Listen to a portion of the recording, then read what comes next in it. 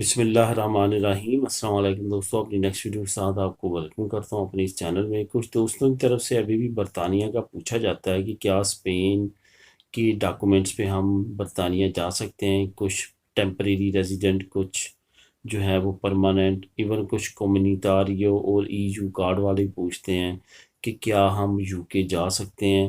آپ کو یہ میں بتاتا چلوں کہ جب UK یورپی یونین میں تھا اس وقت بھی آپ ٹیمپریری ریزیڈنسی یا پرماننٹ ریزیڈنسی اور EU کارڈ پر UK میں نہیں جا سکتے تھے۔ اب تو بریکسٹ ہو چکا ہے، اس وجہ سے یہ ذہن میں نکال دیں کہ آپ ریزیڈنٹ کارڈ پہ UK میں جا سکیں گے۔ ترخیتہ کمیونیتاریا ایسا ترخیتہ ہوتا ہے جو آپ نیشنلٹی، آپ کا پارٹنر نیشنل ہے، اس کی وجہ سے آپ کو ملتا ہے۔ اس پہ آپ جا سکتے تھے، لیکن وہ بھی ریان ایئر لائن پہ، اور وہ بھی اپنے پارٹنر کے ساتھ۔ آپ اکیلے سفر نہیں کر سکتے تھے، ادروائز وہ بھی آپ کو الاؤ نہیں کرتے اس پہ بھی UK جانا۔ یہ میں بات کر رہا ہوں بریکسٹ سے پہلے کی۔ اب بریکسٹ ہو چکا ہے 31 دسمبر 2020 کے بعد، تو آپ بالکل بھی جو ہے وہ نہ کمیونیتاریوں پہ کسی بھی کارڈ پہ بالکل بھی نہیں جا سکتے، اور صرف اگر جا سکتے ہیں تو نیشنلٹی پہ جا سکتے ہیں۔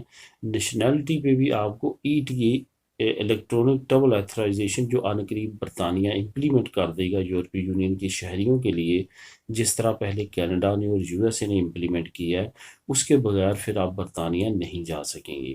ابھی فی الحال وہ امپلیمنٹ نہیں ہوا، اس وجہ سے آپ جا سکتے ہیں۔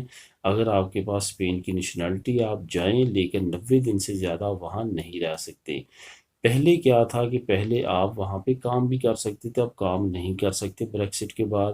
اگر آپ کام کرنا چاہتے ہیں وہاں پہ آپ کو کانٹریکٹ لینا پڑے گا، باقاعدہ طور پہ تمام چیزیں ایسے شو ہوں گی جیسے آپ غیر ملکی ہیں۔ اس وجہ سے اب اگر آپ جاتے ہیں تو احتیاط کریں، کام کرتے ہوئے پکڑے جائیں گے، تاحیات بین کر دیے جائیں گے، اور پھر آپ موو نہیں کر سکیں گے۔ اس وجہ سے ان چیزوں کا خیال رکھتے ہوئے آپ کریں گے تو کوئی بھی پرابلم نہیں آئے گی۔ تو دوستو آنسر یہی ہے کہ صرف نیشنلٹی پہ، وہ بھی 90 دن کے لیے، زیادہ عرصے کے لیے آپ برطانیہ نہیں جا سکتے۔ ملیں گے نیکسٹ ویڈیو میں نئی انفارمیشن کے ساتھ۔ اللہ حافظ۔